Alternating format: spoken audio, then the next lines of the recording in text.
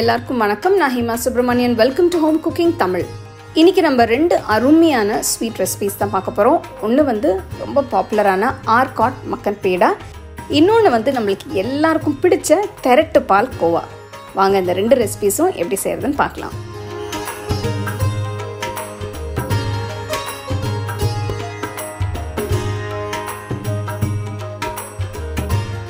இந்த ரெசிபிக்கு முதல்ல சர்க்கரை பாகு செய்யணும்.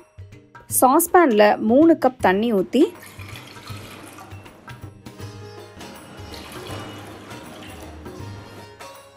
மூணு கப் சர்க்கரை போடுங்க. நான் 250 ml கப் யூஸ் பண்ணுறேன்.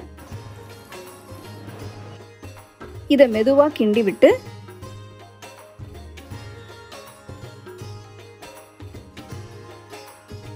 சர்க்கரை ஃபுல்லாக கரைஞ்சதும் இதை 10 நிமிஷத்துக்கு மீடியம் ஃப்ளேமில் கொதிக்க விடுங்க. 10 நிமிஷம் கழித்து இதில் 1/2 டீஸ்பூன் ஏலக்காய் தூள் போடுங்க. இது ஆப்ஷனல் தாங்க. நான் இது பாகுக்கு நல்ல ஃப்ளேவரும் வாசனையும் கொடுக்கும். அடுத்து இதில் கொஞ்சமாக குங்குமப்பூ சேர்க்குறேன். இதுவும் ஆப்ஷனல் தாங்க, போடலைன்னா பரவாயில்ல. சர்க்கரை பாகு இப்போ ரெடி. அடுப்பு ஆஃப் பண்ணிவிட்டு எடுத்து வைங்க. பேடாவில் ஸ்டஃப் பண்ண நான் சில நட்ஸ் எடுத்து வச்சுருக்கேன். பாதாம், முந்திரி பருப்பு, பிஸ்தா, கொஞ்சம் முழாம்பழ விதைகள், இது எல்லாத்தையும் நறுக்கி எடுத்து வைங்க. இப்போ மக்கன் பேடாக்கு மாவு செய்ய போகிறேன். பவுலில் 1 கப் மைதா மாவு, 1/2 டீஸ்பூன் சமையல் சோடா போட்டு மிக்ஸ் பண்ணுங்க.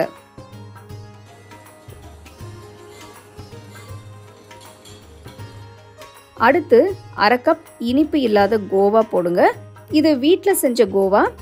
இதுக்காக லிங்க் டிஸ்கிரிப்ஷன் பாக்ஸில் கொடுத்துருக்கேன். அதை பார்த்து நீங்கள் வீட்டில் கோவா செய்யலாம். அடுத்து 2 டேபிள் ஸ்பூன் உப்பு இல்லாத வெண்ணெய். இது ரூம் டெம்பரேச்சரில் நல்லா சாஃப்டாக இருக்கணும். 1/4 கப் கெட்டி தயிர் போட்டு நல்லா மிக்ஸ் பண்ணுங்க. இதில் போடுற வெண்ணெய் நல்லா சாஃப்டாக இருந்தால் தான் மாவோட நல்லா மிக்ஸ் ஆகும். நீங்கள் வெண்ணெய்க்கு பதில் நெய் போட்டுக்கலாம்.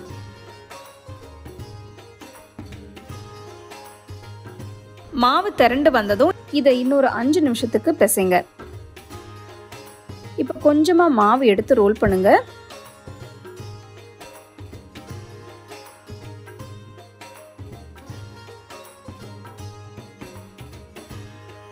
நடுவில் லேசாக தட்டி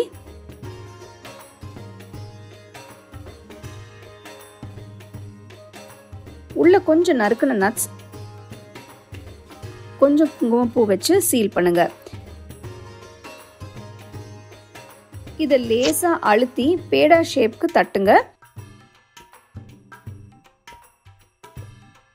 இதே மெத்தட்ல எல்லா பேடாவையும் செஞ்சு வைங்க. கடாயில் பொரிக்கிறதுக்கான தேவையான அளவு எண்ணெயை ஊற்றி சூடானதும் பேடாவை போடுங்க. அடுப்பு மீடியம் லோ ஃப்ளேமில் இருக்கணும்.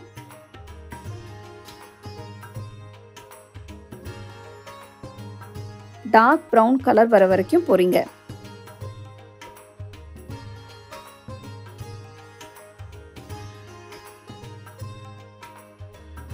எல்லா பேடாவையும் பொரிச்ச பிறகு இதை சர்க்கரை பாகில் போடுங்க.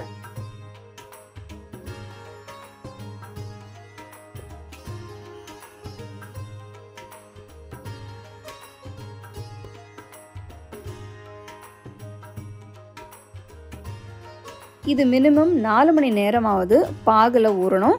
முடிஞ்சா ஒரு நைட் ஃபுல்லாக வைங்க. 4 மணி நேரம் கழிச்சு பாருங்க பேடா என்ன அழகா ஊறி உப்பி இருக்குன்னு. இதை வாயில் போட்டால் கரைஞ்சிரும். அந்த அளவுக்கு நல்ல சாஃப்டாக இருக்கணும். இதை சர்வ் பண்ணும்போது கொஞ்சம் சர்க்கரை பாகை ஊற்றி மேலே நறுக்கின நட்ஸ், குங்குமப்பூ போட்டு சர்வ் பண்ணுங்க. சுவையான ஆர்காடு மக்கன் பேடா இப்போ ரெடி.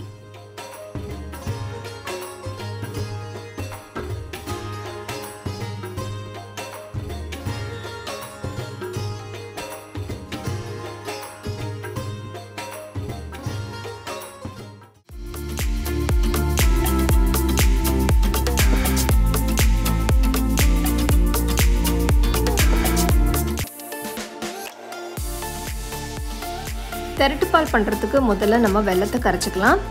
அதுக்கு ஒரு பாத்திரத்தில் 1/4 கப் தண்ணி ஊற்றுங்க. அடுத்து 150 கிராம் வெல்லம் போடுறேன். இதை நான் பொடி பண்ணி வச்சுருக்கேன். 1 லிட்டர் பாலுக்கு நான் 150 கிராம் வெல்லம் எடுத்திருக்கேன். இதை நம்ம கரைச்சி வடிகட்ட போகிறோம். வெல்லத்தில் பார்த்தீங்கன்னா சம்டைம்ஸ் தூசியெல்லாம் இருக்கும், அதனால் நம்ம கரைச்சி வடிகட்டிக்கலாம். உங்களுக்கு நல்ல சுத்தமான வெல்லம் கிடச்சிதுன்னா நீங்கள் அப்படியே கூட யூஸ் பண்ணிக்கலாம். நான் யூஸ்வலாக கரைச்சி வடிகட்டி தான் பண்ணுவேன். அடுப்பு மீடியம் ஃப்ளேமில் வச்சு வெல்லத்தை நல்லா கரைச்சிருங்க. பார்த்தீங்கன்னா வெல்லம் நல்லா கரைஞ்சிருச்சு. அடுப்பை ஆஃப் பண்ணிவிட்டு தனியாக எடுத்து வச்சுருங்க. அடுத்து ஒரு அகலமான கடாயில் 1 லிட்டர் முழு கொழுப்புள்ள பால் எடுத்திருக்கேன்.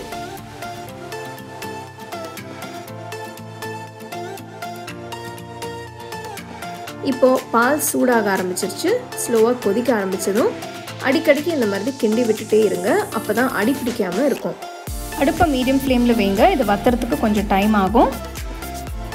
நீங்கள் பக்கத்தில் இருந்து தொடர்ந்து கிண்டி விட்டுட்டே இருக்க போகிறீங்கன்னா நீங்கள் அடுப்பை மீடியம் ஹை ஃப்ளேமில் வச்சு இந்த மாதிரி கிண்டிகிட்டே இருங்க. இல்லைன்னா ஃப்ளேமை குறைச்சி வச்சு பொறுமையாக பண்ணுங்கள். இந்த மாதிரி சைடில் ஒட்டி இருக்கிறதெல்லாம் அடிக்கடிக்கு எடுத்து விட்டுட்டே இருங்க. பார்த்தீங்கன்னா பால் நல்லா கொதிச்சுட்டு இருக்கு.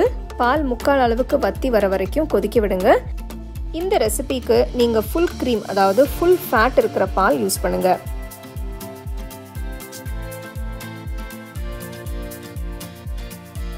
பார்த்தீங்கன்னா பால் நல்லா கொதிச்சு நல்லா திக்காக இருக்கு. பால் 30 நிமிஷமாக கொதிச்சுட்டு இருக்கு. அடுத்து ஏலக்காய் தூள் சேர்த்துக்கலாம்.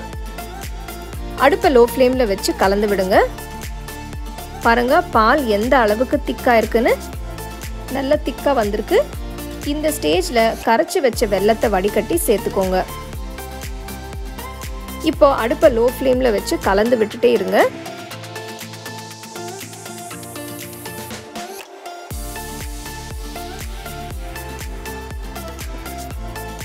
பாருங்க பால் நல்லா வத்தி சூப்பராக கெட்டியாக இருக்கு. பாலில் இருந்த தண்ணி எல்லாம் நல்லாவே வத்திடுச்சு. இன்னும் கொஞ்சம் வத்தி வரட்டும்.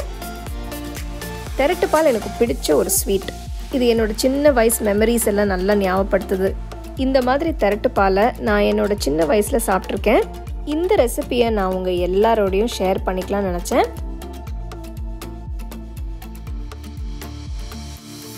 திரட்டுப்பால் இப்போ ரெடி ஆகிடுச்சு. நல்லா திக்காக ட்ரை ஆகிடுச்சு. இப்போ அடுப்பு ஆஃப் பண்ணிவிடுங்க. அருமையான ட்ரெடிஷ்னலான இந்த திரட்டுப்பால் நீங்கள் அப்படியே உடனே சர்வ் பண்ணலாம்.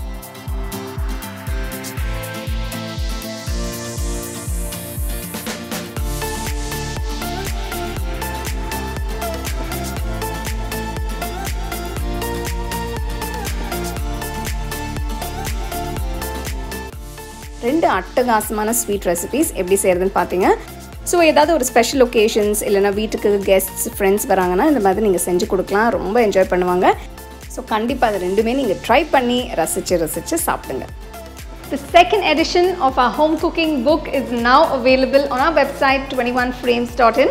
I'll give you the link in the description. You can go and check it out. The book is currently available only in India for now. So you can place your orders on 21frames.in.